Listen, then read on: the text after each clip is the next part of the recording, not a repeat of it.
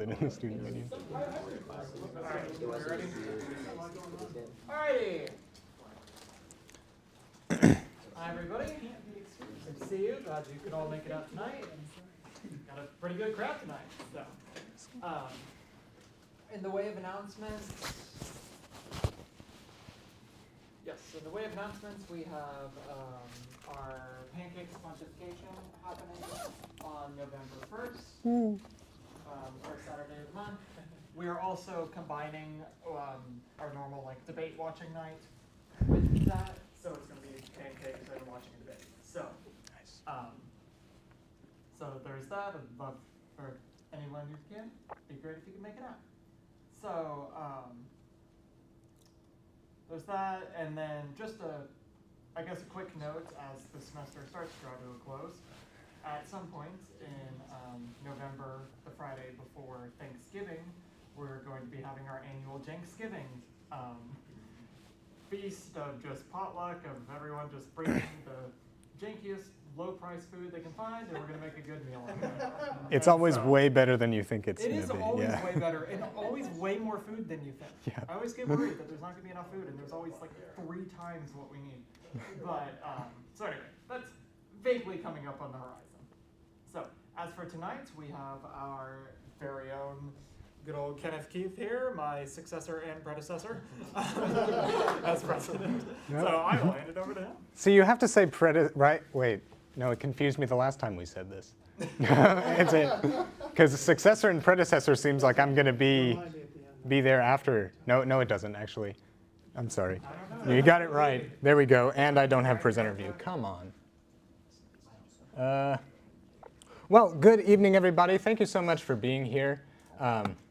And for those who don't know me, my name's Kenneth, and I am a sad banker in East Texas who lives alone. But before that, I was here. I did some stuff in this group, and I'm very glad to have been invited back to talk about something that is very near and dear to my nerd brain, which is the history of the early church, particularly as it relates to apologetics.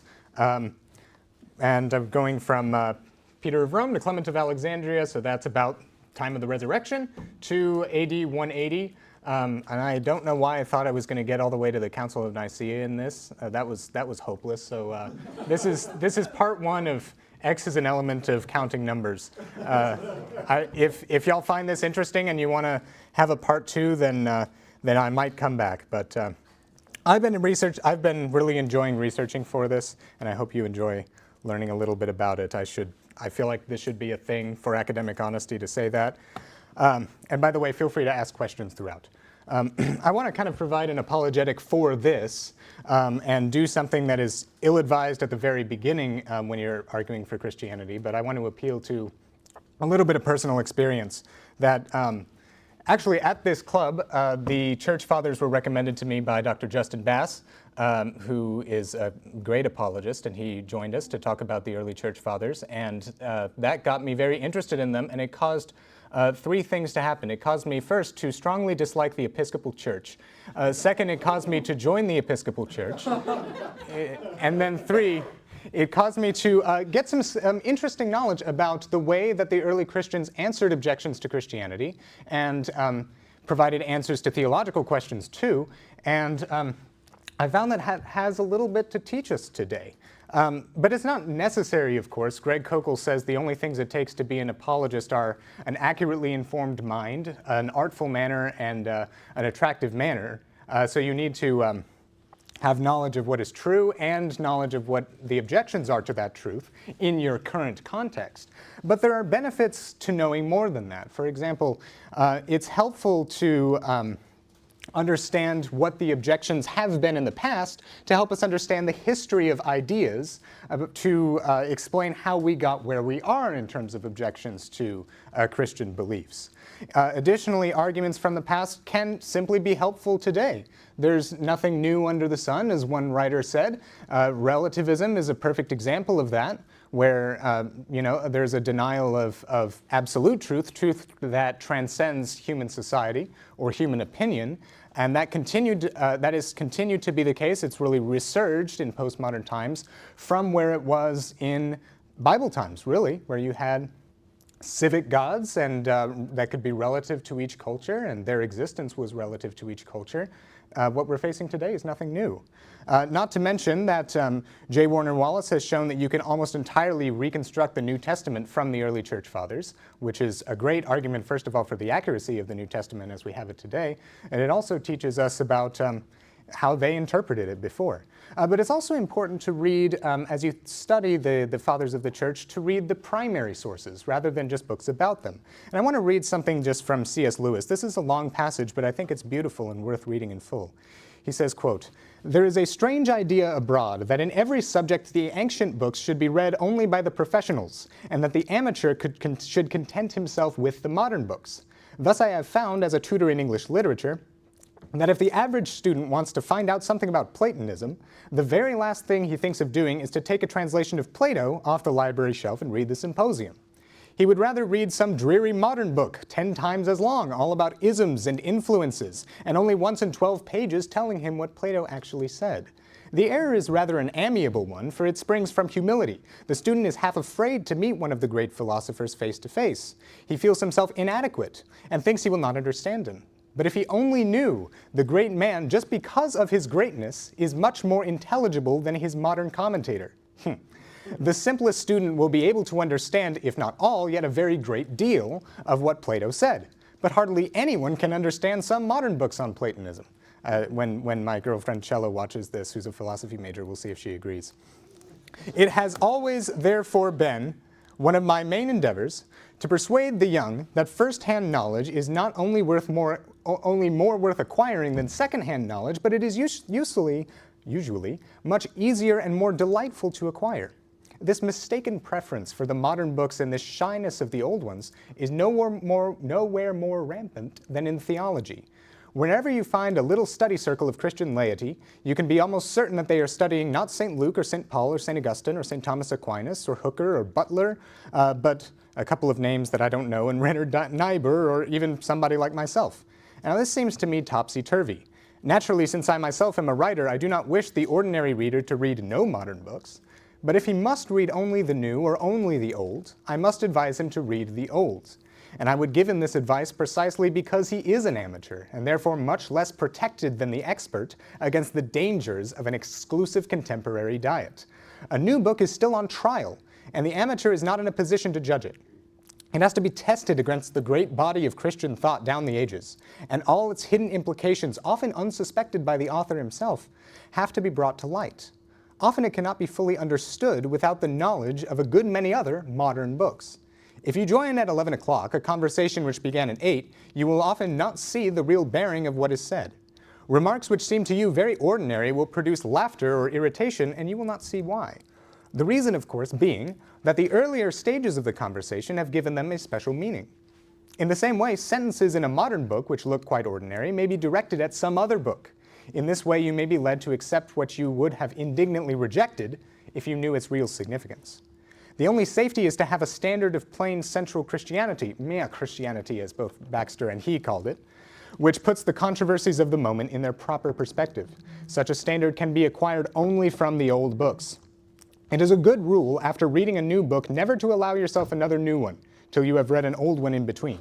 If that is too much for you, you should at least read one old one to every 3 new ones. Every age has its own outlook. It is specially good at seeing certain truths and specially liable to make certain mistakes. We all therefore need the books that will correct the characteristic mistakes of our own period.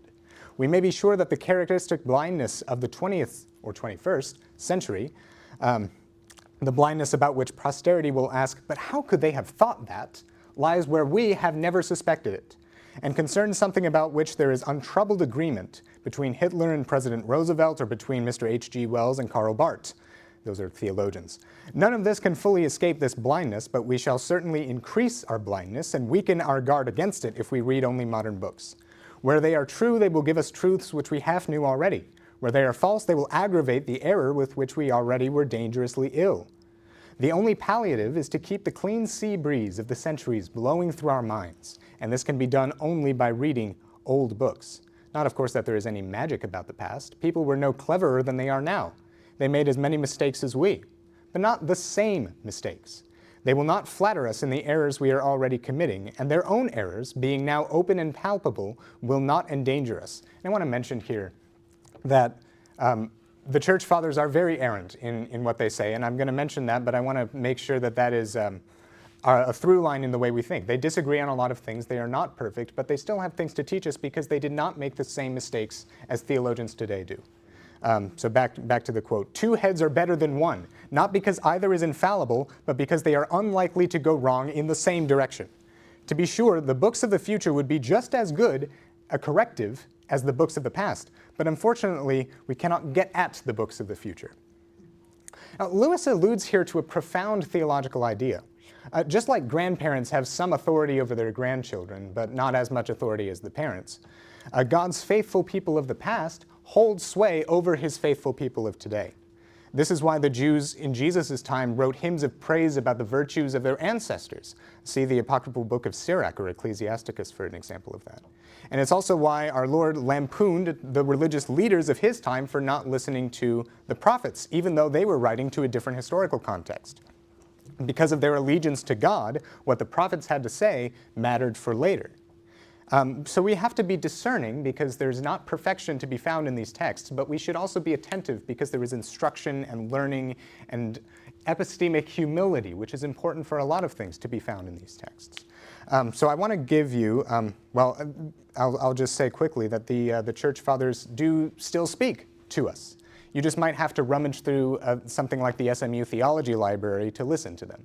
But I did that so you don't have to. So we're going to, in this talk tonight, go through some of the most important church fathers in the late first and early and up to late second centuries, giving sort of highlight reels of what they had to say and highlight reels of their lives too. I apologize that this is going to be kind of information heavy, kind of just one thing after another. So please take from it what you would like to take from it. And no matter what, if you don't remember every single fact, I think the through lines will endure, and they'll help you engage in conversations with non-believers, or if you are a non-believer, help think about the claims that Christianity makes in a more historically informed way, no matter what. I'm also going to mix apologetic points with theological points that the fathers made because I'm going through time, not by subject. So if you're only interested in one side, fall asleep and wake up at exactly the right times. Okay. I'm going to start very briefly mentioning the apostolic age, briefly because many of us probably already are familiar with it. This extends, in my view, from the Gospels to the Didache, which I consider to have been written during the time of the apostles or almost immediately afterwards. You'll see sort of this frame across the three historical periods that we're going to be talking about. First of all, the facts. There was this guy who came up in the Middle East who claimed to be a king. He went around saying, "The time is fulfilled and the kingdom of heaven is at hand." And he called this statement the gospel. And he seemed to do a bunch of things that would back this up, like healing the sick and stuff like that. And then about several hundred people went around saying that he was not dead anymore after he had been very publicly killed by the government. And then his followers also do some pretty interesting stuff to back up that claim, such as healing the sick and raising the dead like he did. And we also see some of the most stringent opponents of this guy who claimed to be a king turning around and worshiping him as the king, like his very own brother and people like St. Paul the Apostle. There were also some objections to Christianity going on at this time that many of you may be aware of. In Acts 2, we hear the people saying, as they're speaking in languages that people can understand no matter what, by a gift of the Holy Spirit, they're calling them religiously feverish, or they're calling them even drunk. The question is also, when is Jesus going to come back? Because he said, "Behold, I am coming soon." And he seems to be delayed and delayed and delayed.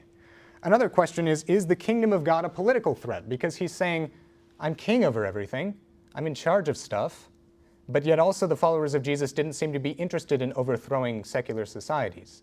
And I don't think they should be interested in that today either. So the two people who in Bible times spoke most strongly into this were Peter and Paul. The church calendar gives us their commemoration, their feast day, on the very same day, and I think that's great because they are very similar in how they contended for the Christian faith in their time. First of all, they performed miracles. I don't think many of us can do that today, but at least that was something valuable that's worth keeping in mind. There were some tactics that were specifically for the Jews who were expecting an anointed king to come and rescue them, but they didn't really expect it to be somebody like Jesus. They argued from the scriptures. They associated Jesus with the most notable and noble figures, like David that you see in this passage. I'm going to trust that you're intelligent enough to read if you want to. They also mentioned an idea of a meta-narrative, that there is a single story that overarches the story of Israel, the nation of Israel, the people that God had chosen at this time to carry his kingdom along. And a perfect example of this is Stephen, the first person to die for the Christian faith, who in his defense explained, didn't say, you shouldn't kill me for reasons A, B, C, and D. He said, God created the world at the very beginning, and this is the story that you all know, members of the people of Israel, because you lived in this story, but now I'm showing you where the story ends. There were also tactics for the Gentiles. This consisted primarily in commending, first of all, what was already there, and then encouraging people to go beyond that. A perfect example of that is Paul talking to the Greeks at the Areopagus in Athens. He commended an idol to an unknown god and said, I see you're very religious. I want to direct you to something that you can actually direct your religion to that is of value. And he says, there is actually a known God who will judge the world in righteousness by a man whom he has appointed. Then he mentions the resurrection of the dead. And I want you to keep in mind as I go through this lecture, he was interrupted from completing his discourse at this point because some mocked when they heard about the resurrection of the dead. And so he said, I'm going to come back later and see if I can finish this. And then he was arrested, so he wasn't able to finish his speech, unfortunately. But somebody did. There are a few lessons from that. First, you cannot divorce the story of Jesus from the rest of the story that surrounds him. The New Testament cannot be divorced from the Old Testament. The church cannot be divorced from the nation of Israel, and many things like that. Our work today cannot be divorced from creation and God's work in the past. Also, you can relativize Christian teaching, and I use that word very carefully because you cannot decrease the objectivity of the Christian faith. It is true whether one believes it or not, but you can express it in the context in which you're explaining it to a very great extent, just like St. Paul did this. He never even used the word Jesus as he was speaking to the Greeks. He might have in the future, but he didn't do it at the very beginning, and his message is no less true. Those are some things to keep in mind. And that was sort of brief because y'all are aware. I'm going to talk very briefly about the Didache, though. This is a book called The Teaching of the 12 Apostles. It's one of the early Christian writings, and a lot of scholars do believe that it actually contains, in large part, the teaching of the 12 apostles. But as an apologetic text, it is valuable for sort of the statement, yeah, we did believe these certain things before. The Didache is essentially a Christian version of what Moses did at the end of Deuteronomy, where he said, there's a way of life that you can follow if you follow the laws that God has set before you through me. And there is a way of death that will happen to you if you choose it by denying and rejecting the laws that were set before you. And this is exactly what we see in the Didache. There's a way of life and death. It's a great illustration of one of the main use cases for ancient apologetics, like I said, to demonstrate that a Christian belief that isn't necessarily expressed in the Bible is a bona fide Christian belief, not one that we added in the 20th century. There are a few examples of this. So first of all, there is Trinitarian baptism. I engaged in a conversation a couple years ago with one of the Oneness Pentecostals at UT Dallas, who thought that the early church never baptized in the name of the Father and of the Son and of the Holy Spirit. And I was able to demonstrate that this was not the case because the Didache, which is a text that has been well preserved, says you are to baptize people in the name of the Father, the Son, and the Holy Spirit.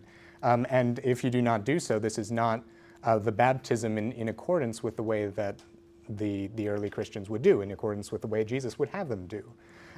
It's valuable for things like that. Abortion is also not mentioned in the Bible, but it is mentioned twice in the Didache as something that is a violation of the rights of another human being, namely the child, and so it is something that should not be performed. Additionally, Christians cared about things that they continue to care about, such as child abuse. I mention this because it's interesting. Not the thing itself is interesting, but the way that Christians responded to it is interesting. Previously, so I'll say first of all, don't think that ancient societies were more noble than ours. They certainly were not, because the abuse of young boys was quite rampant at this time. And there was a word that was used for them, for somebody who would engage in this. And it was pederastes, which means a lover of a child. Christians invented a new word because they did not want to use this word, and this is the word that we find in the Didache. You shall not corrupt young children, and that is pedophthreo, or which is to corrupt a child. They viewed it as a very, very bad thing, and because of Christianity's contributions to society, we now also, whether you're a Christian or not, view it as a very bad thing. This is evidence that we have always been disappointed by this conduct, especially as it happens in large denominations. It happened in my own communion, and it was not good. But we can say, as people say, how could you be in a church that does this? We say, from the very beginning of our history, we have hated this, and so we want to grow past it, and here's some evidence for that. The Didache is not perfect. There are some things that are out of line with universal tradition. For example, in the service of Holy Communion, they pray over the wine before the bread, and I know of no church that does that today. They also have, this is just kind of funny, there's a few signs of a false prophet that everybody should keep in mind just when you leave, in case there are false prophets coming to your house. If somebody stays in your house more than 3 days, he's a false prophet. Wow. If he, while prophesying and speaking in a tongue, orders food and then eats it, he is a false prophet. But there are also some things that you would exactly expect, like a true prophet ought to have very right conduct and should teach correctly. So things that we need to keep in mind. There's also stuff like this. Don't fast like the hypocrites because they fast Mondays and Fridays. Or Mondays and Thursdays. You fast on Wednesdays and Fridays. There are historical reasons why that actually is a valuable teaching, that Christians did fast on Wednesdays and Fridays rather than these other days, but I thought it was just rather humorous in at least mentioning that there are some things that are not objective and must not always be followed, but are still commendable as things to adapt for our own time as they might benefit us. Let us move on. That was supposed to be in a peer transition, not a disappear. Anyway. Let's talk about the Apostolic Fathers. This is period 2 of 3 in our history tonight. There are a couple of things that are gone. Number one, the temple of the Jews was destroyed in 70 AD, and the Jews sort of ended up in this time of confusion and questioning. God said this was our place that we were going to worship him, and now it has been destroyed, as has essentially our national identity. What do we do now? Also, the apostles are gone. The people who were instructing the church in their doctrines were gone. Now, how do we carry on their teaching in the right way, given that Jesus is not coming back as soon as we thought that he was going to? Also, the Roman Emperor Nero, he burned, there was a fire of Rome in Rome, and Nero probably did it, but he blamed us. And he said, and that caused one of the most severe persecutions of the Christians in our entire history. Those are a couple of facts that are going on. A couple objections. They thought that monotheism, the belief that there was only one God, was akin to atheism, and that was an epithet that was attached to Christians all the time. You guys are atheists because you don't follow the civic religion of the Roman gods. The question also was, is Christianity really provable from the Old Testament? That was helpful in conversations with people who viewed the Old Testament as the Word of God, which it is. A couple of heresies, because it wouldn't be a good talk in this club without talking about heresies. Number one is Docetism. This is the belief that the death of Jesus was only a semblance. It wasn't real because he didn't actually have a physical body. A group that adopts this are the Gnostics, or as Bishop N.T. Wright calls them, the Gnostics. These are people who claimed a secret knowledge, or gnosis. And this secret knowledge resembled, actually, modern paganism. Keep that in mind as we address Gnosticism. And he said, and Gnostics said, that the body, therefore, because this secret knowledge is what matters, the body does not matter. And because of that, they had a lot of sex. There was also positions like Montanism. This was basic agreement with the church. It was eventually rejected as heresy because of the founder of this group, whose name was Montanus, being focused on the spontaneous outpouring of the Holy Spirit, first of all, claiming speaking in tongues as mandatory, and also claiming direct revelation from God, so much that they could speak as God, of course saying things that were contrary to all of the rest of Christian teaching before this. So it's basically the Kenneth Copeland of the early Christianity. Sorry if you follow him, but that is my perspective. I'd love to talk with you about it. There was also a controversy that was worse even than the Calvin and Arminius discussions that we have about how Jesus saves us now in evangelical Christianity, and we're going to get to that too. A few notable apostolic fathers. First of all, Ignatius, who was one of the early bishops of Antioch. He wrote several letters to the churches en route to Rome where he was going to be martyred by Roman lions. There were a few things that he really wanted to make sure happened in the early church. First of all, that there was this is a theological point, that there was a threefold order of Christian ministry that he wanted to be respected. Quote, "Let all respect the deacons as Jesus Christ, even as the bishop is a type of the Father, and the presbyters is the council of God and the college of apostles. Without these, the name of the church is not given." End quote. Now, I'm not saying in this that you should abandon whatever theological tradition you're a part of and become an Anglican, because now is a very bad time to do that. If you know anything, just wait a little bit. No, but what I am saying of that is that while we can adapt that order of ministry to our local context and needs in a culture that we're in right now, and the order can look very different from what it looked like before, what it does teach us is that the authority of leaders of the church was clearly meant to be collegial, friends leading the church together. As we were reading this a couple of years ago, actually, Seth made a really good point about this statement, that the bishops, where Ignatius always said, do nothing in the church without the bishop. He's the most important person. The bishop was the first person to die. So of course he is the one who you should listen to most, because he's the one who cares about the church so much that he's willing to be the first person to die for it, as Ignatius was the first person to die for his church of Antioch. This is clear. Authority comes in the Christian church from self-sacrificial service. That's worth keeping in mind. But what is clear from his teachings here and the other teachings of the church fathers is that individual churches ought to be in relationship with one another. And so if you're in a congregation that is sort of isolated and doesn't listen to the voices of people around them that might have things to exhort them with, or is not in partnership with other churches in ministry in the communion, I would say that ministry in the community, excuse me, you might have to think a little bit about how your church's ministry and conduct might be more in alignment with the family that the early church was. Just something to keep in mind. Second, Ignatius was concerned that Jewish practices that were not consistent with Christianity be retired. There's evidence here for early worship on Sundays. The Seventh-day Adventists claim that the church of ancient times never worshipped on a Sunday.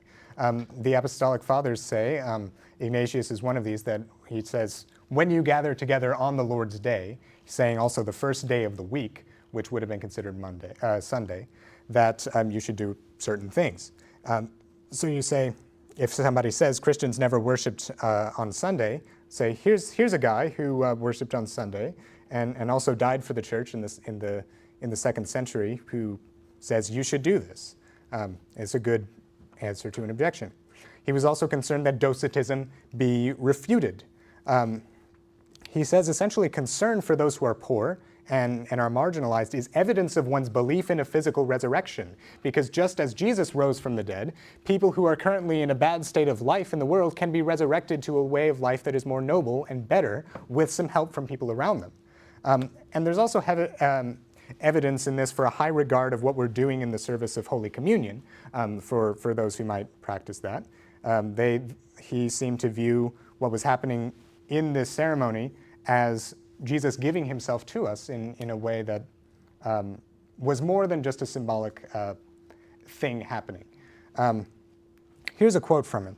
But if, as some affirm who are without God, that is, are unbelievers, that his suffering, Jesus's, was only a semblance, but it is they who are merely a semblance, why am I a prisoner, and why do I even long to fight with the beasts? In that case I am dying in vain. Then indeed am I lying concerning the Lord. He lived one generation away from the eyewitnesses of these events that Christians continue to believe in. That's good evidence for the resurrection of Jesus being a very early statement of Christian belief. and a very early article that was indispensable, which is a good polemic against secular critics who said that belief in the resurrection was a late addition to Christianity. The real reason I love Ignatius, though, was just I love his dedication to Jesus. He sought prayers from the churches for meekness, that he might die in Rome in a noble way, not doing it for himself or to make a show out of it. He saw martyrdom, this direction that he was going, as an extraordinarily high call because he was doing what Jesus did. He was suffering, he was teaching people at the same time, and ultimately he was dying not to save people from their sins as Jesus did, but to follow in the footsteps of him who saved Ignatius from his sins. He says this, "I'm writing to all the churches, and I give injunctions to all men that I am dying willingly for God's sake, if you do not hinder it. I beseech you, do not be an unseasonable kindness to me. Suffer me to be eaten by the beasts, through whom I can obtain to God. I am God's wheat, and I am ground by the teeth of wild beasts, so that I may be found the pure bread of Christ. Rather entice the wild beasts, that they may become my tomb, and leave no trace of my body, that when I fall asleep, I be not burdensome to anybody." He was so nice, he didn't want people to take away his bones because that would be too much work for them. "Then shall I be truly a disciple of Jesus Christ, when the world shall not even see my body. Beseech Christ on my behalf, that I may be found a sacrifice through these instruments. I do not order you as did Peter and Paul. They were apostles. I am a convict. They were free. I am even until now a slave. But if I suffer, I shall be Jesus Christ's freedman, and in him I shall rise free. Now I am learning in my bonds to give up all desires." What could you, if you are a Christian, give up, martyr in your own life to follow Jesus more closely? Clearly, he didn't see physical martyrdom as an imperative. Otherwise, yes, early Christians rushed towards death. They were very excited about it. But that's not very likely to happen to us in first world society today. But we should incorporate this a little bit more in our theology. The way of Jesus is a way that involves a lot of loss, that should bring us a lot of joy if we're following Jesus properly. Number 2, Polycarp of Smyrna. He was a follower of John, and he was the bishop of Smyrna. There was not much apologetic argument from him, but he taught later apologists. And in the account of his martyrdom, he ridicules, first of all, and then refutes the view of Christians as atheists. And he does that by when the proconsul who is about to have him killed is telling him, "Renounce Christianity by saying, 'Away with the atheists.'" He says, he groaned, and he points around to the people surrounding him in the stadium saying, "Away with the atheists," the people who are there to watch him die for his Lord. I think that's just beautiful. And then, of course, the church tells us that he died for his faith. And this is just really beautiful. Now, the blessed Polycarp was martyred on the 2nd day of the first half of the month of Xanthicus, the 7th day before the calends of March, a great Sabbath at the 8th hour. Here's some political statements. "And he was arrested by Herod when Philip of Tralles was high priest, when Stadius Quadratus was proconsul, but when Jesus Christ was reigning forever, to whom be glory, honor, majesty, and an eternal throne from generation to generation. Amen." They still viewed Jesus as an extraordinarily political figure, one who reigned above all of these figures, even those that were killing Christians. Number 3, here's a book called The Shepherd of Hermas. This is essentially the first Christian fiction. And the first thing you need to know about it is that it is super weird. There is, first of all, there's an angel that appears to him, guides him in a bunch of dreams. There's virgins that are all symbolic of certain things. There's a tower being built with rocks that are all different shapes, each of which is symbolic of a different thing. And the early Christians understood this a lot better than we did. I'll simply give it that, because some of that symbolism is just lost on us, and that's what makes it weird to us. It was probably written by the brother of a guy named Pius, who was the Bishop of Rome at this time, who was possibly the grandson of Paul's friend Hermas, who we see in the letter to the Romans he's mentioned. This book is really against Docetism and Montanism, those two heresies I mentioned before. And it's very united in sort of this polemic against beliefs that the body doesn't matter, or beliefs that you can get a new revelation from God whenever you want. This work really shows us how the early Christian fathers are excellent evidence against some critical scholarship, like what you would see from Dan Brown or Bart Ehrman. or the guy on Discord that Cello called me about and said that she was debating yesterday, who said that these heresies were actually more ancient than Orthodox Christianity. This piece and the unity with which it agrees with all of the other early fathers is good evidence that the Orthodox teachings of Christianity that we hold today are ancient and they have been well preserved. Finally, in this series, I'm going to mention the Epistle to Diognetus. This is a fish because the first manuscript that we had of the Epistle to Diognetus was actually found in a fish market in Constantinople, being used as wrapping paper for fish. But now it has been determined, at least the first half of it, to be authentic in an ancient text, which I think is really cool. Like, if you think that early manuscripts that confirm the authenticity of early Christian writings just don't show up today, they do. They show up in fish markets and stuff like that. There are other things. This fits the mold of later writings that are in the Apologists age, as we're going to see. A quick summary. It starts with a respectful introduction, thanking some Diognetus. We don't really know who he is. But he thanks him for inquiring about Christianity, and he says, please be open-minded as I introduce you to what we believe.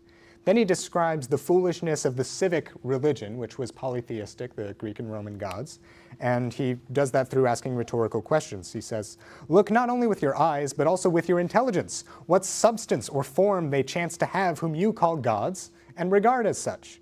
Is not one a stone like that on which we walk, another bronze, no better than the vessels which have been forged for our use, another wood that's already rotten, another silver needing a man to guard it against theft, another iron that's eaten by rust, another earthenware not a whit more comely than that which is supplied for the most ordinary use?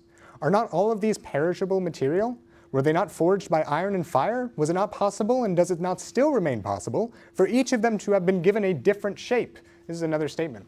The Christian God is immutable. He cannot be given a different shape as civic society would want him to be. Are these gods not all dumb? Are they not blind? Are they not without souls? Are they not all rotting? Are they not all decaying? Do you call these things gods? Are these what you serve? And are these what you worship, and in the end you become like them? Is this the reason why you hate the Christians, that they do not think that these are gods? This is a presentation of logic based off of common experience to his reader through the use of rhetorical questions, which I think we could do a little bit more. Early writers used rhetorical questions all the time. It might be helpful for us. Then he goes on to explain the difference between Christianity and Judaism, such as why we do not observe the Sabbath in the same way. And he talks about Christians being in but not of the world. And a quick quotation that might be useful for those who are sort of engaged in the discussion about predestination, about whether God predestines people to be part of his community or not. The Epistle to Diognetus says, compulsion is not of God, even compulsion to follow Jesus. And so that might be some point against what's called irresistible grace. It's not a deal breaker for those who do believe in it, but it's at least one point saying the early Christians didn't at least think that way as intensively as we might today. Let's go on to the 2nd century. This is the period of the Apologists. This is part 3 of 3, but it'll be the longest part while I respect everybody's time. What happened, first of all, was that Christians could sort of come out now, and we know this simply because of the degree to which Christian and non-Christian dialogue happened in the public square. Previously, if that were to happen, Christians would be pretty quickly taken off the streets and killed.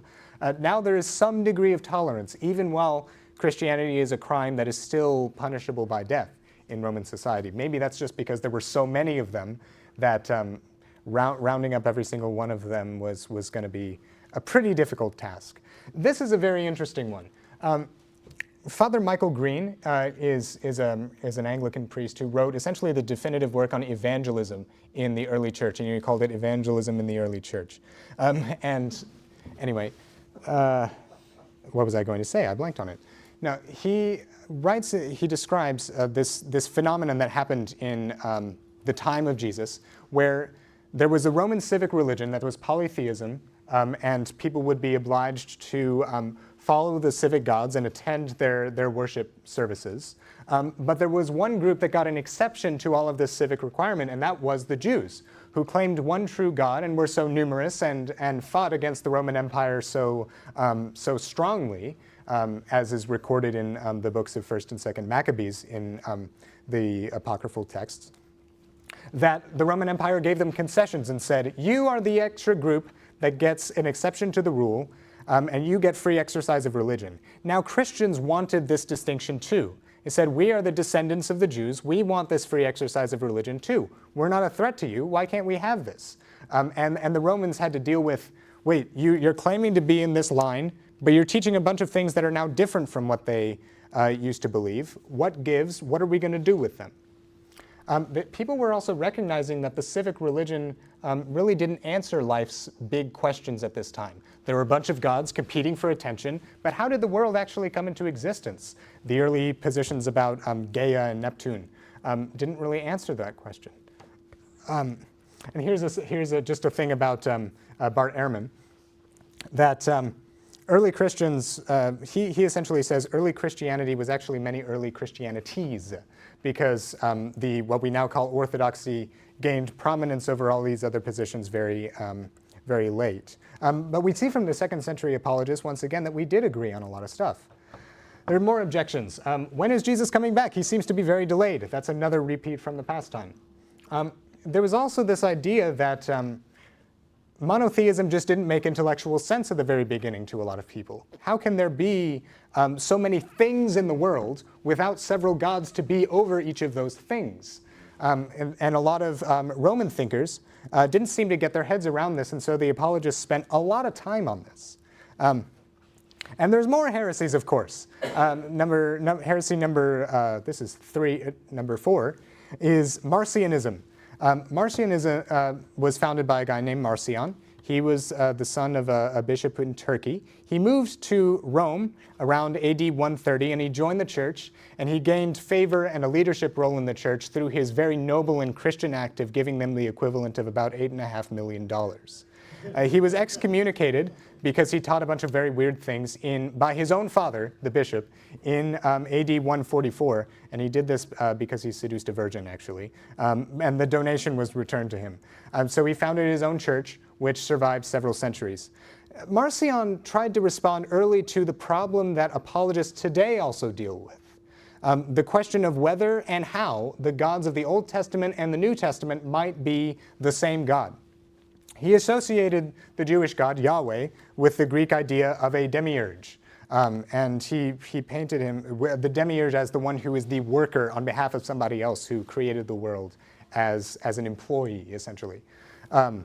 And he painted Yahweh as a tribal deity of the Jews who was very egotistical. He had limited and imperfect knowledge and had a physical body. Taking it from when he walked with Adam and Eve in the garden. He must have had a physical body then, says Marcion.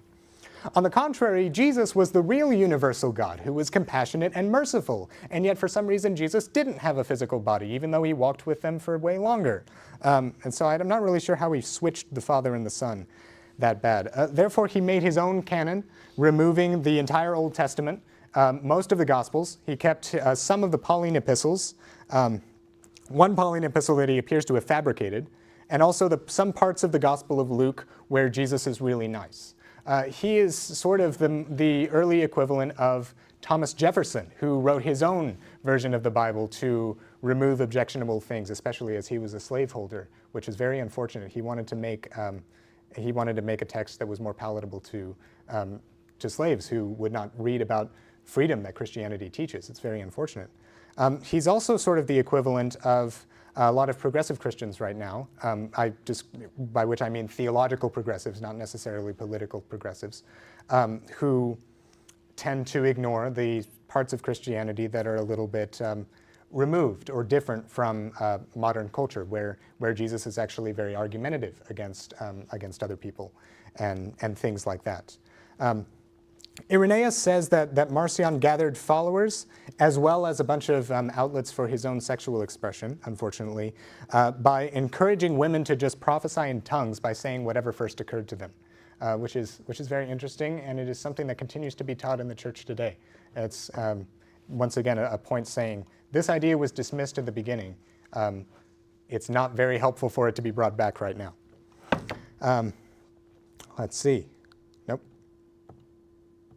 So this is our, first of all, oh, I've got one more heresy to mention, I'm sorry. Why would I skip one? Valentinianism. This is a version of Gnosticism started by Valentinius after he was passed up to be the Bishop of Rome around 160. He was jealous, I guess. He wanted to be bishop, and he was kicked out, so of course he's going to found his own church that lasted a really long time. This church was very heavy on polytheism, and it's really a partialism, Patrick, of 30 eons that they called them, that emanated from a central god who was called Pleroma, or Bythos. I just kind of have to say a few words to the Discord friend of Cello that she talked with just yesterday, who expressed his belief that Valentinianism was the first group of Christians that ever existed. I've found that very interesting, and so this video is going to be sent to him, so I'm just going to say, dear gentleman or gentlewoman, Christianity started in AD 30, Valentinianism started around AD 160, so please, come on. Please read the primary source documentation of the things you're critiquing. Or not even that, read the secondary or tertiary sources about it. I think you might find that in there you'll find many refutations of what it is that you currently believe. And once you find that, you might also find that there's a community of about 1.5 billion people who are willing to lovingly and patiently teach you a way of life that is more reasonable and just all around better than the way you're living in right now. I hope you will take that invitation. With that said, let's go to guy number 1. This is Aristides of Athens. He was a philosopher who turned Christian. This is according to church historian Eusebius. Other than that, we don't really know who he was, but we have an icon of him. So his Apology, which was given to Hadrian in Athens around AD 127, is the earliest Christian apologetic work that we have. It's older even than the Epistle to Diognetus that I mentioned before. And it was only rediscovered and determined authentic, once again, similarly to the Epistle to Diognetus, fish market book text, in the late 1800s. We found then that it wasn't actually lost at all. It was quoted extensively in a lot of different texts, but we didn't know where it came from. And so now textual critics have told us, yes, we have the earliest Christian apologetic document, and here it is. And it's relatively short. He begins by describing the existence of God in a way that Greek philosophers would have understood. Hadrian would have liked this because he studied Greek philosophers. And then follows what is the first Christian work of comparative religion. He compares barbarians, that he calls them, Greeks, Jews, and Christians. He describes the contradictions and failures of these other religions, most of which I'm not going to mention because his follower Justin Martyr expanded on them. And then he goes into the good conduct of the Christian and why Christians are beneficial to Roman society, actually, including our sexual purity, our honesty, our care for widows, people who didn't have the ability to care for themselves and were very marginalized in that society. Christians went hungry, he says, in order to feed Christians who are more needy than them. Do we do that? How generous are we with our money? And we also called at that time any slave who became a Christian, brother or sister, without any distinction. A valuable answer to Christianity being a patriarchal and abusive religion. If we invite people without distinction, regardless of social society, first of all, we need to restore that where it has been lost in our church, and we need to take credit for that because that is a very important part of who we are as Christians. He offers to Hadrian the Christian texts so that he can read them and make his own decisions, and then he concludes by commending the tolerance of Christians and listening to them. By the way, here is another, yes, we believed that before. Jesus himself doesn't mention specifically the practice of homosexuality. Aristides does. He calls it an immoral practice or a base practice. That's at least a thought. We go on to a guy named Quadratus of Athens. He was a disciple of the apostles, according to Eusebius. He was a bishop who united the Athenian church against some theological tensions that they were dealing with. Eusebius notes, first of all, that this is a point of Christian theology that has endured a couple of millennia, all of the millennia, I guess, that we have. He emphasized his succession from the apostles as a mark of his orthodoxy and his authority as the bishop of Athens. He was one of the first to do so. Irenaeus also does this too a lot later. He expresses this at length. Apostolic succession is the idea that Christian teachers now, especially Christian bishops, have succeeded from the apostles, and there is an unbroken line of teaching and ordaining that succeeds all the way from them. This position is claimed by the Eastern churches as well as the Catholic Church and the Anglican Communion, or what's left of it. But it's something that anybody considers as necessary to salvation, of course. But what it does serve us for is great evidence in favor of the reliability of the transmission of the Gospels. This was the argument that Christians used around the time that the New Testament was canonized, that these are the texts that were carried on in an unbroken line of succession from the apostles, and the people who held on to these, the bishops who held on to these and had custody of them, were reverent of them, and they would not be willing to insert any additions to them. So you can claim this as if I've been able to use this actually in discussions with Muslims on this campus, saying in answer to the question, how do you know that Christians have their texts properly preserved? The answer is, one of the valuable answers at least, is apostolic succession, in contrast to the Muslim transmission of their own scriptures, which involves a single caliph burning a lot of contrary manuscripts, which doesn't seem like it's exactly conducive to proper transmission. I'm glad that Stephen is agreeing with me on that. He's a missionary in Azerbaijan and has been. We only have one fragment of his writing, so you're going to read everything that we have that he's ever written right here. And this was part of an apology, which, by the way, I have said that a lot, apology defense. That's what it means, not saying I'm sorry for being a Christian, because they were not. An apology given as the same time as our previous friend Aristides of Athens was giving to Hadrian at Athens. So he presented this at the same time to them. The works of our Savior were always present, for they were genuine, not merely while the Savior was on earth, but also after his death. The eyewitnesses to Jesus' resurrection were alive for quite a while, such that, and people whom he raised from the dead were also alive for quite a while, so that some of them lived even to our day. Moving right along, we have St. Justin Martyr. I'm a big fan of him too. He's a good guy. He's a very prolific writer. He was born to a wealthy family in Samaria. He was not raised in Judaism or Samaritanism, but he sought metaphysical answers from several philosophers in his surroundings. He didn't like one of them that made him pay, and he didn't like one of them that made him fast for a long time. So he became a Platonist until one day when he met an old Syrian Christian walking on the road who showed him, in answer to his questions, how the prophets were superior to the philosophers and pointed to Jesus. So Justin then became a Christian and was inspired by the Christian martyrs to become a traveling teacher and writer, saying, if I get martyred in the way that they did while teaching other people, great for me. He wrote and spoke quite publicly for quite a while, but he was ultimately martyred, along with some people that he had convinced of Christianity. And on this last day of his life, just like the fathers before him, he made no defense for what he believed, because he was going to die at that time. He knew that, and simply said martyrdom was what he desired the most. And so, what can you do to me? There are 3 surviving works that he has. His first apology, which was addressed to Emperor Antonius Pius, his sons and the Roman Senate. The second apology was addressed to the Senate. And we have the dialogue with Trypho, which is a very long narrative of his 2-day debate with a Jewish thinker. Overall, the 2 apologies were pleas for tolerance, mingled with apologetic arguments that were intended to answer some of the ill-informed and inflated things that were going on about Christianity. Those 3 things particularly were as follows those 2 things that were going around at that time about Christians were as follows. First of all, that we were cannibals because we claimed that we ate the body and blood of Jesus Christ in this ceremony that we called the Eucharist. And that must mean that they're eating the guy that they worship. That's cannibalism, isn't it? And then also, we were incestuous because we called anybody in our community brother and sister, and then we married within our community. So we must be marrying our own brothers and sisters. Gross. And so he answers these quite well. I'm going to give just a couple of highlights, and I don't have as much time as I'd like, so please excuse a delay as I try and read through what I think is most valuable.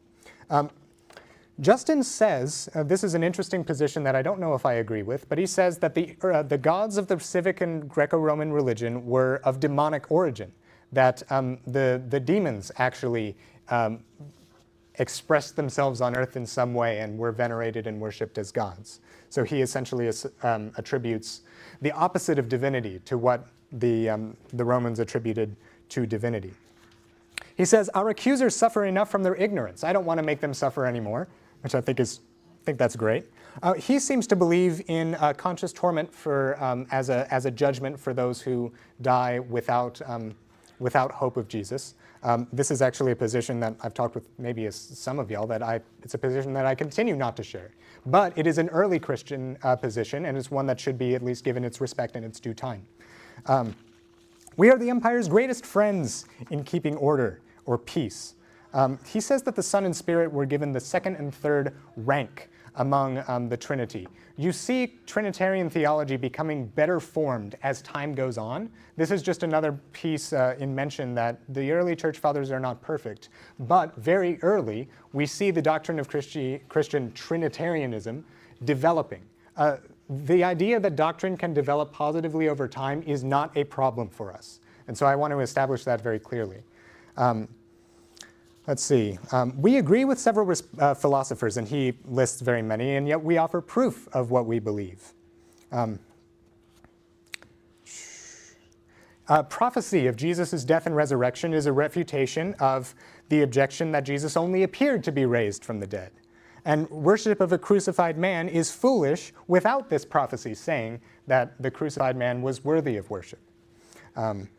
He puts a lot of stock in this claim that the scepter will not depart from Judah until to him is the obedience of the peoples, which is given in Genesis 49. And with that, he attributes, I think excessively, pretty much every reference in the Psalms that's about a king, including things like Psalm 45, where he's extolling the glory and virtue of the King of Israel, to Jesus. I think sometimes this is tenuous, but there are some things that we could discover in there that the early church considered to be messianic prophecies. We might give that some consideration, although not necessarily unquestioning acceptance.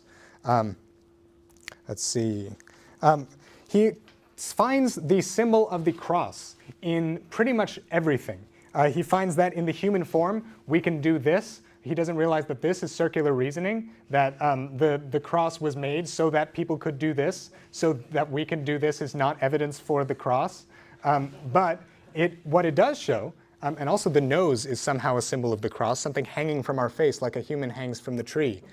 It's tenuous, but it is evidence against the claim of the Jehovah's Witnesses, who claim that Jesus died on a torture stake that was linear. And so, it's not perfect, but it does tell us, and also the way that you skewer a sheep when you're cooking it, that's a cross too. We know that Jesus died on an actual 90-degree cross, and so when some Christians make the sign of the cross today, they're doing something that is of value, and we shouldn't go and stop there. I'll leave it at that for the first apology. Number two, he's much more curt. He's kind of annoyed at the injustice that's being committed to them. He makes an appeal to exorcisms, that when Christians cast out demons, they actually pay attention to them. He also claims that the prophets have ceased. And unfortunately, I don't have that documentation, but I know that there is some evidence in early correspondence that in the start of the Common Era, Greek oracles decreased in frequency a lot. And there's actually secular corroborating evidence of that. And he attributes this to the victory of the cross over everything that was raised up against Jesus, which I think is very interesting. Justin says that seeing Christians martyred for their faith convinced him that they weren't hedonists desiring pleasure above all else. Mithras and others were seen as demonic copies of the prophets who were much more virtuous and noble, and so he talks a lot about how they wrote earlier than all of the other Greek philosophers too. Let's see. And those are just a couple of highlights. In the dialogue with Trypho, he does a couple of other things. He says praise and thanksgiving is the only acceptable sacrifice, even with respect to our worship in the Eucharist, which is a little bit of evidence against the Roman Catholic idea that what we are offering is Jesus Christ once again, or that we are offering Christ as the sacrifice of the Eucharist. This doesn't seem to be an early doctrine. Let's see. Anything else that I might mention from him? No, I don't think so. So let us quickly move on from him. I love him, and he's a great guy, and I could talk about him for a very long time, but I don't have time. Tatian of Syria. There's no iconography because he was a heretic. He was an Assyrian. He was trained rhetorician, converted by Justin Martyr in Rome. He taught many anti-heretics like Clement of Alexandria, but he schismed in AD 150. That was possibly due to his severe asceticism that might have corrupted the way that he was thinking. A lot of Christians think this. And that might be just sort of a mention against some religions that today require inordinate asceticism. I sort of find it disappointing when I hear of people even on this campus who have become anemic because of their religious practices of fasting and abstinence from certain foods. I would say, I totally defend your right to practice in this way, but it's not conducive to your well-being. And so you should give it some thought about whether it's actually based in reality or not, too. He tried to harmonize the four Gospels in a book called the Diatessaron.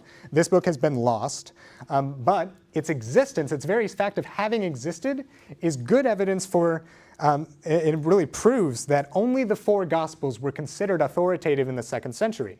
It's called the Harmony of the Four Gospels, not of the 8, and it rejects the authority of the other competing forged Gospels that were in circulation at this time. He also tried to find hidden meanings in the Gospels in a book called Problems after he sort of went off the rails. He became a Gnostic who forbade marriage and meat, but he introduced the worship of several eons and drank the Eucharist with water and stuff like that. His sect was called the Encratites, or the Self-Masters. It's kind of disappointing what happened to Tatian, because he was a great Orthodox defender at the very beginning of his life, and then he sort of went off the rails, and it's like, where did you go wrong? He's like the Eric Metaxas of early Christians. That's my perspective. Several gospel writers actually commended his Diatessaron and his oration to the Greeks, and there's a lesson here. Truth is found wherever it is, even if somebody later leaves the church. If he says something true, it's worth listening to, not ignoring. A few highlights in here. Let's see. From his book called Exhortation to the Greeks, by the way, where we see the beginnings of his heresy, where he views Jesus' work as sort of incidental to what the work of the Logos, which is what Christians called the Son, the Word of God, was here to do. There was more focus on angels, which we could focus a little bit more on now. And he also essentially has a salvation theology of the intellect. If you become like me, if you learn my things, you might have knowledge that can justify you. You might be able to recover it. Just as the Logos was begotten to bring order to the world, my Logos, my words that I'm giving to you, were sent to order your thoughts, which is kind of, it's self-interested, but it's at least, I want you to know what people are saying, in this time. Let's see. I want to give some highlights. Here's one that I would have been able to use in the past. Somebody asked me, what do you do with the universe? Do you give honor to the universe, which is an idea that is circulating around right now. Tatian says this. He says, the universe was made for us in order to give us a place to live. And he says, quote, how can I worship my servants? That might be a good answer for anybody who might ask you that question, as has been asked to me at least. Let's see. He says that the demonic practice, he's agreeing with Justin Martyr in this, was to give life to things that were inanimate objects or ideas, and he called this zoosis, the giving of life. This is the same thing with like constellations, so that the demons could feel like they were in heaven again, surrounded by living things, which is kind of funny. Let's see. He has an extended chronological argument for the antiquity, the earliness of the Jewish writings, saying that they are superior to other works that copy them. All ages and both sexes, he says, are welcomed in the Christian church. We have been inclusive from the start. Let's take credit for that and be inclusive to those who might want to join us. Women were mocked for philosophizing among Christians, that he says. Although the Greeks glorified with statues women whom he viewed as very unchaste. Here is just a zinger that I think is just funny, not very valuable as argumentative, but I laugh at it. So he says, quote, "And why, pray, do you treat that silly woman who bore 30 children as a marvel to be seen at all costs? He would have been right for her to have been given the prize for total lack of self-control, and then to have been abominated like the Roman sow." It's a sexist culture, but it's funny, sort of saying, maybe if you are unchaste in this certain direction, that's not good for your way of life. At least that's how I would interpret it well. There's some corroboration for the Old Testament in what he says. Hiram gives his daughter to Solomon in wood for the temple. Apparently he says there are extant texts documenting this in the archives of Tyre that at that time existed, but they have now been lost. That's sort of evidence for the authenticity of the of the Old Testament. I want to very quickly move on. Let's see. Theophilus of Antioch. I'm not going to say too much about him because I don't have time.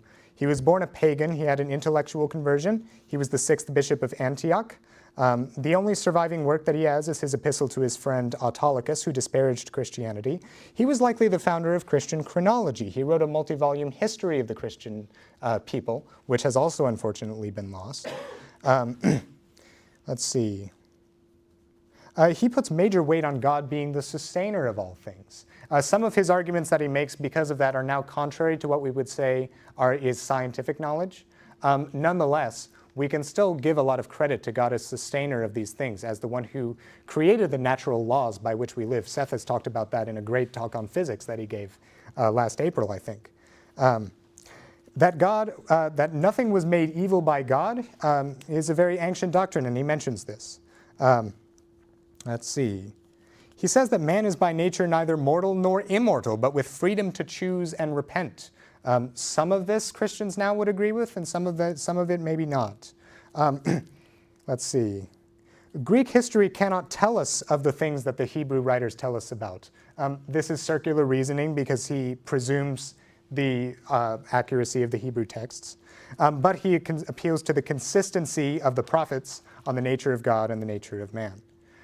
Even he mentions some philosophers who agreed and admitted the existence of one God at the end of his life. Like Hesiod was the example of that. We have more corroboration of the Old Testament. Berosus, a historian under Alexander the Great, corroborated the time that is recorded in the historical books from Nebuchadnezzar to King Darius.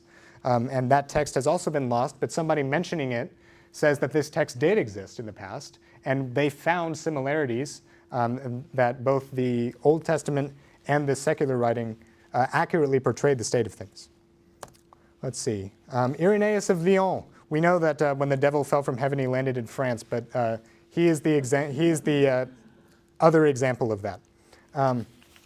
Let's see. I've only got 2 more, so I'm going to try and speed through it. With Irenaeus, we have our first intro to Western Christianity. He was a disciple of Polycarp. He was sent from Greece to Rome to dispel heresy during the persecution of Marcus Aurelius around 177. Now it's worth noting the significance of this. The bishop in Rome, Pope Eleutherius, that's him, wrote letters supporting Montanism, the position of the Holy Spirit doing a bunch of things that are contrary to what he did in the past. The Bishop of Rome supported this. And he was also friends with a Valentinian at this time. And as we said previously, Marcionism had filtered around Rome for quite a while too. We need to note the importance of this. It's sort of a little piece of evidence against the idea that has emerged relatively recently in the Roman Catholic Church about the infallibility of the Bishop of Rome and that he is preserved from all heresy. Well, we have a Bishop of Rome commending heresy in the 2nd century who needed to be corrected by other Christians who surrounded him. This is a little bit of a thought that Roman Catholics should give consideration to, because Rome and its bishop had to be evangelized by the Greeks. So he became the Bishop of Lyons in France. He did a lot of church planting there, and he organized the Council of Nice, which resolved that big question that I mentioned before. Does anybody know what Quartodecimanism is? It was the belief that, Andy knows, the belief that Easter ought to have been observed always on the second day following the Passover, instead of on the Sunday after that. And that was like the biggest thing that the Christians disagreed with. When do we worship and celebrate the resurrection of Jesus? He presided over a council that agreed on this, but he also had to rebuke Pope number 2, Pope Victor I, for excommunicating people who still held to the old position on worshiping right after the Passover.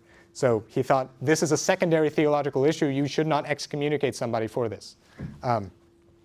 He has a book called Against Heresies, which is very long. It's against Gnosticism, or a subversion of knowledge falsely so called, as he says it. And it's also a great look at early Christian practice. And this is very cool because it teaches us that if not for apologetics, a wealth of information about the primitive church might never have even reached our day. So we can be confident of the accurate transmission of our beliefs by virtue of the very people who, like Irenaeus, defended the accurate transmission of our beliefs in their time. It's a great thing. We learn from Against Heresies that the Gnostic tradition tendency was to personify and worship virtue.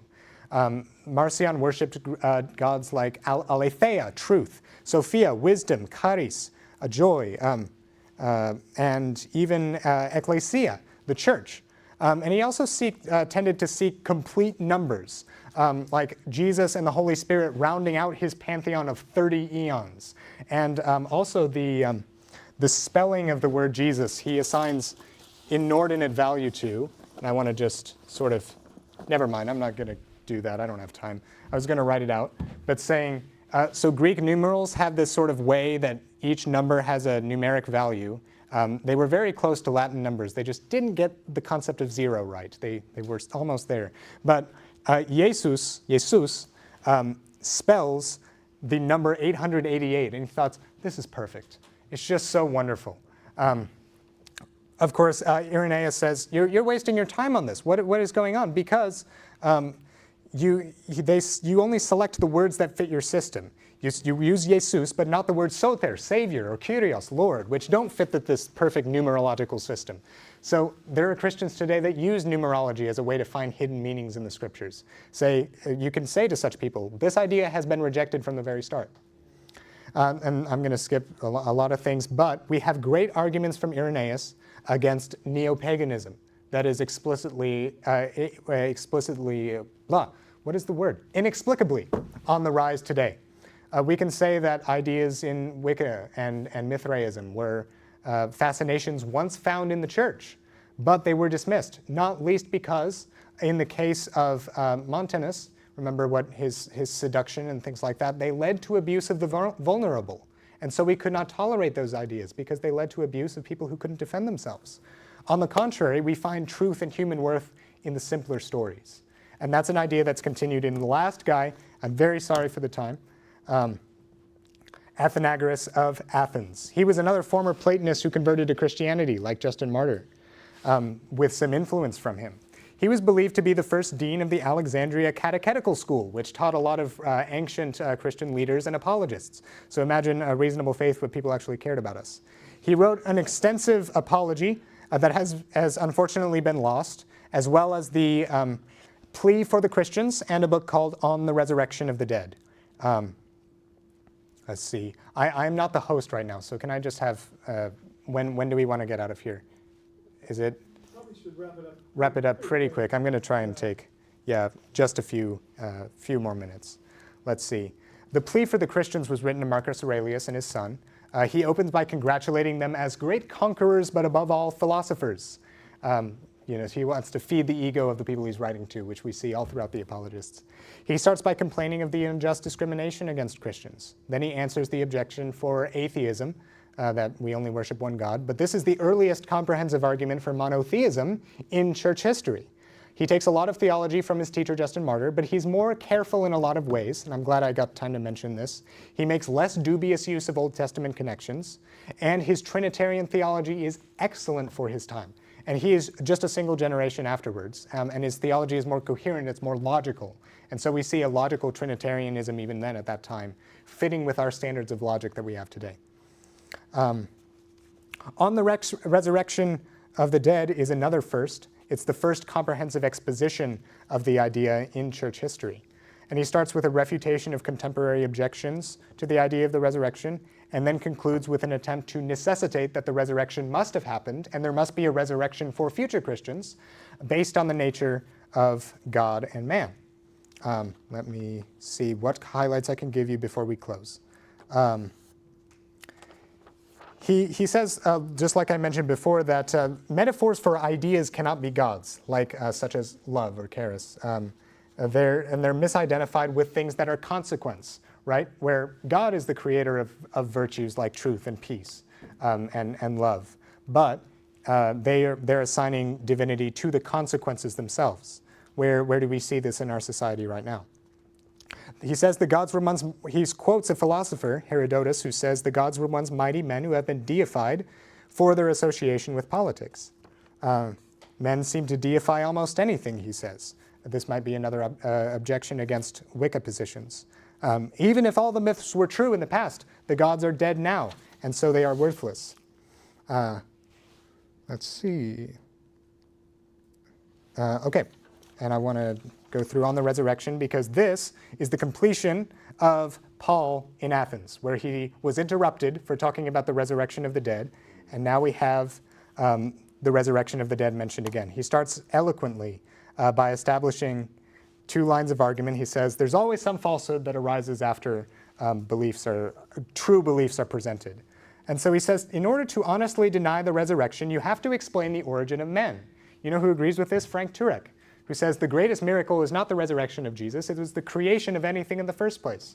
If we came from God, justify why it's impossible or out of his will that a man, and then all men, might resurrect from the dead. He who created us can also raise us because he knows and manipulates the elements from which we are formed. Let's see. Here we go. Man makes nothing in vain, so also God has a purpose for making us. Yet neither God nor the animals needs anything from us. Therefore, he must have made us for himself and for the goodness of creating. And since we are image bearers of God, he also ordained that we should have the eternal nature of God, living eternally as a gift that has been given to us by virtue of that image, and living a life naturally suited to us. Let's see. And this is that little quote right there. And he says, we shall make no mistake in saying the final cause of an intelligent life is to be occupied with those objects to which the natural reason is adapted, to delight unceasingly in the contemplation of him who is, and of his decrees, notwithstanding that the majority of men, because they are affected too passionately and too violently by things below, pass through life without attaining this object. So this is an early perspective on the opinion of what is the meaning of life for Christians. It's a very similar thing to what we might say today, something like glorify God and enjoy him forever. Contemplate unceasingly, delighting in him who is. I think that's a beautiful answer to that question. I want to just go through a couple of things. God has not given life to the soul or body alone, but to men who are compounded of the two. So we need to make sure in our theology today that we are not separating body and soul in a way that God would never do. We are resurrected, there is a resurrection of the body that Christians say in the Apostles' Creed. And we need to make sure that we think about this, that what we do with our bodies now matters today against every Gnostic, and against also the idea that we are just trying to get to heaven when we die and we have no other purpose for on earth. Yes. There we go. And so he finishes talking about the resurrection, and I just think that this is a very beautiful way to finish out our time tonight, because the editor of the text of the translation that I was reading writes just this beautiful little passage. Blessed be Athenagoras for completing what St. Paul began on the Areopagus and for giving us beauty for ashes out of the gardens of Plato. Now we find what power there was in the apostles' word when he preached to the Athenians Jesus and the resurrection. So please do read the Fathers for yourself. Take your time on that. And not only because they are beautiful, not only because they're an apologetic gold mine, but because they are part of our story. They're in this line of belief that has been passed all the way down to us. They belong to every denomination, but they will also challenge every denomination. And they teach us very palpably and very beautifully that it is not these complications of the Christian story in which we can find truth, but it is these simple things that one guy said would set us free. And with that, I want to give some time to answer some questions, if there are any, and if not, we'll finish up. I have a quick question. Do you happen to know the extent to which the Pope, I'm not going to try to say his name, was teaching the heresy? Eleutherius? I remember that like Catholics believe the Pope is like infallible if he speaks ex cathedra. Yes. Yeah, you're absolutely right. He was not speaking from the chair of St. Peter, because the chair of St. Peter probably didn't exist at this time. But what I would say to that, despite my lack of sleep last night, unfortunately, or didn't get as much as I wanted, he was writing letters commending this text, and so he had to be rebuked. Yes. And so it doesn't necessarily challenge the infallibility of the Pope in a certain thing, but it does challenge the idea that the Pope in his general life is excluded from heresy, or that there is nobody who can condemn him for committing heresy, which is the view of the Catholic Church right now, where if the Pope were to commit a heresy, it would be essentially unenforceable accountability against him, because there is nobody above him to give him accountability. And it's a little bit of an unfortunate thought, but it's one that is sort of corrigible, and one that says it's not like you have to leave the Catholic Church for holding an alternate position. Yeah, but I'd be happy to talk with you further about it if you want. We are kind of running late. So Yeah, I'm very sorry about that. Yeah. Other questions offline here? Great. Alrighty. Let us take them offline. Thanks, Sal.